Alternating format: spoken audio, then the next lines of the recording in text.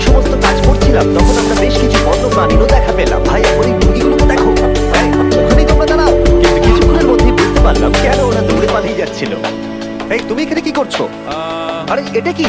ও এটা একটা ছুরি। তুমি কি এই মুরগিগুলোকে মারার প্ল্যান করছো? হ্যাঁ, আমার একটা মুরগি চাই। আমরা মুরগি মারতে পারি না। জিমি, এখানে আসার আগে তুমি ডিনারটা কি করেছিলে? বলবো না। প্রথম দিনের বাকিটা ক্যাম্প তৈরি করতে কেটে গেল, যেটা ছিল বেশ সহজ। এখন তোমাদেরকে ক্যাম্প দেখাবো। এখানে আগুন জ্বলবে আর এখানে খাবার তৈরি হবে। এদিকে এসো। আর ঠিক এইখানে আমরা ঘুমাবো, যেটার বিশেষ প্রয়োজন। তারপর আমরা নিয়ে এলাম সার্ভাইভাল ক্রেট, যাতে ছিল খাবার, জল আর সবথেকে গুরুত্বপূর্ণ একটা ফ্লেয়ার, যা বিপদে কাজে লাগতে পারে। আর সূর্য ডোবার আগেই আমরা সমস্ত কিছু তৈরি করে নিয়েছিলাম, একটা জিনিস ছাড়া। দাঁড়াও এক মিনিট, সানস্ক্রিন দিয়ে কি আগুন জ্বলে? প্রথম দিন শেষ হলো আর আমার স্কিনে একটু সানবার্ন হয়েছে। আমি আশা করি ভালো করে ঘুমোতে পারবো আজকে। আশা করবো বৃষ্টি হবে না। কাল আমাদের আরো বড় শেল্টার বানাতে হবে, আর আমরা বলতে আমাদের বাবা ওদিকে শুয়ে আছে, সে তৈরি করবে। ঠিক আছে ঠিক আছে। জিমি তুমি মায়ের মতো, আর সে হচ্ছে বাবা। আমি এবার ঘুমাবো। দ্বিতীয় দিনে দেখা হচ্ছে। প্রথম রাত্রে ঘুমানোর সময় আমরা অনেক নড়াচড়া করেছিলাম। আমরা বলতে বোঝাতে চেয়েছি, মানে হলো আমি। তাই পরের দিন আমরা শেল্টারটাকে আরো ভালো করবো বলে ঠিক করলাম। দ্বিতীয় দিনের কাজ খুবই সহজ। আমরা একটা বড় আর রেড প্রুফ শেল্টার তৈরি করবো। আমাদের আরো কমফোর্টেবল সিট চাই, কারণ আমার পিছন ব্যথা হয়ে গেছে। আর একটা ভালো আগুন জ্বালানোর জায়গা চাই। আমারও পিছন ব্যথা হয়ে গেছে। আমরা লম্বা শক্ত কাঠ খুঁজছিলাম, যেগুলো দিয়ে আমরা আমাদের শেল্টারটাকে ছাউনি দিতে পারবো, যাতে বৃষ্টির জল শেল্টারের ওপরে জমে না থেকে পিছন দিক দিয়ে বেরিয়ে যেতে পারে। আর যখন আমরা নতুন শেল্টারের জন্য জিনিস খুঁজতে ব্যস্ত ছিলাম, তখন ম্যাক আর নোলান আমাদের জন্য নতুন সিট খুঁজছিল। তুমি ওটা দেখতে পাচ্ছ? হ্যাঁ, ওই জিনিসটা কি? দেখে তো মনে হচ্ছে ওটাতে বসে বেশ আরাম হবে। আরে এটা তো বয়া। ও এখানে একটা নেটও রয়েছে, এই নেটটা দিয়ে আমরা মুরগি ধরতে পারবো। কিন্তু ও অনেক ছাড়পোকা, ছাড়পোকা, ছাড়পোকা। জিমি, আমরা সমুদ্রে একটা বয়া খুঁজে পেয়েছি, এটা কিন্তু বেশ নরম। তুমি কি এটা চুরি করেছো? না, ও কি এটা চুরি করেছে? এটা আমরা বিচ থেকে পেয়েছি। এটাকে চুরি বলে না? ও, এটা তো দারুণ। ঠিক আছে, এটা কাজে লাগবে। বাকি পুরো দিনটা আমি সেনার চ্যান্ডেলার শেল্টার তৈরি করতে কাটিয়ে দিলাম। হ্যাঁ ঠিক হচ্ছে, ঠিক হচ্ছে। এখানে এখনো রোদ আছে, কারণ সূর্য অনেকটাই নিচে, কিন্তু বেশিরভাগ সময়টাতেই এখানে ছায়া থাকবে। ওদিকে ম্যাক আর নোলান নারকল পাড়ছে। ঠিক আছে, একটু সাবধানে, এটা কিন্তু বড় ছুরি।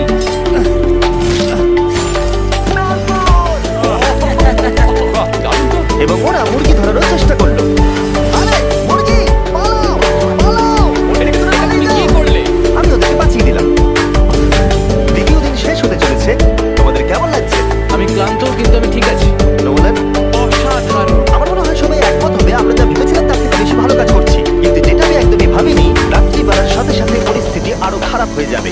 কিন্তু এখন তোমরা যদি ভাবো আমরা জলে কেন নেমেছি, তাহলে চ্যান্ডেলারকে দেখো। কারণ এভাবে স্নান করা ছাড়া আমাদের আর উপায় নেই। পানীয় জল রান্নার জন্য ব্যবহার করতে হবে, ডিহাইড্রেশনের হাত থেকে বাঁচবার জন্য নয়। তোমরা জানতে চাও আমি কি লক্ষ্য করেছি বয়েজ? কি লক্ষ্য করলে?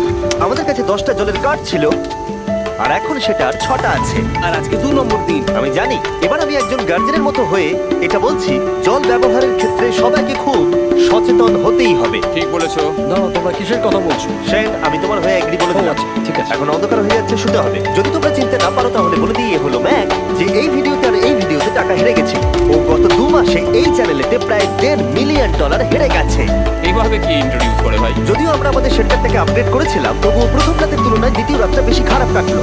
আমরা এটা জানতাম না যে এই আইল্যান্ডটা পুরো ছাড় পোকায় ভর্তি ছিল, যারা আমাদের গোটা রাত জুড়ে কামড়েছিল। আর এই কারণেই আমি আর চ্যান্ডেলার একদম ঘুমোতে পারিনি। আমার সারা রাত ঘুম হয়নি। সম্ভবত সব থেকে খারাপ রাত আমি কাটিয়েছি। দেখো আমার হাতে ওরা কিভাবে কামড়েছে, তোমরা কি দেখতে পাচ্ছ? আর যখন আমরা আমাদের ঘুমের প্রয়োজন মেটাচ্ছিলাম, তখন ছেলেরা কি করছিল তা তোমরা নিশ্চয়ই এতক্ষণে বুঝে গেছো। চলো মুরগি ধরি। না, চলো মাছ। তো কালকে আমি আর নোলান ওই ঢিবিটার কাছে একটা বড় জাল পড়ে থাকতে দেখেছিলাম, আর আজকে এরা আমাকে সাহায্য করবে একটা ফাঁদ তৈরি করতে। প্ল্যানটা হলো এখানে বড় করে নেটটা পাতা থাকবে, কোনগুলো ওপরে আটকানো থাকবে, আর তারপরেই মুরগি আমাদের। তাহলে চলো। যদি এখন আমি উঠে ওদেরকে আটকাতাম তাহলে এটা কখনোই হতো না। কিন্তু সত্যি কথা বলতে আমার এখন ওঠার মতো ক্ষমতাই ছিল না। আর ছেলেরা অফিসিয়ালি স্বীকার করতে বেরিয়ে পড়লো। এটা তো খুব শক্তপোক্ত জাল। খুব শক্ত। এই তো। পরের 30 মিনিট ধরে ছেলেরা নেট কাটলো পারফেক্ট স্কোয়ার শেপে। ওরা দড়িটাকে গাছের ওপর দিয়ে ঝোলালো, জালের 4টে মুখ বাঁধলো, আর এটা তৈরি হয়ে গেল। এটা কাজ করছে, এটা দারুণ হয়েছে। ওরা ফাঁদ পাতার পরে শুরু করে দিল মুরগি শিকার করা। এটা আবার কি? এটা দিয়ে আমরা মুরগি শিকার করবো। একবার দড়িটা দাও দেখি। তোমাকে দেওয়া যাবে না। এতক্ষণ ধরে তাহলে তোমরা এইসব করছিলে? হ্যাঁ, আমার মনে হয়েছিল তোমরা কিছু ভালো কাজ করছো। সত্যি কথা বলতে আমার এটাকে প্রথমে মনে হয়েছিল যথেষ্ট, কারণ পরের 3 ঘন্টা তারা শুধু অপেক্ষাই করে গেল আর অপেক্ষা করে গেল, কিন্তু কোনো কারণবশত ম্যাক হাল ছাড়তে একেবারেই রাজি ছিল না। এবং অবশেষে অনেক অপেক্ষা করার পরে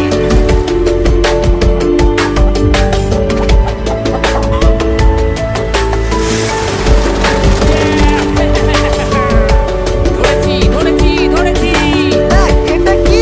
জিমি, এই দেখো ধরেছি।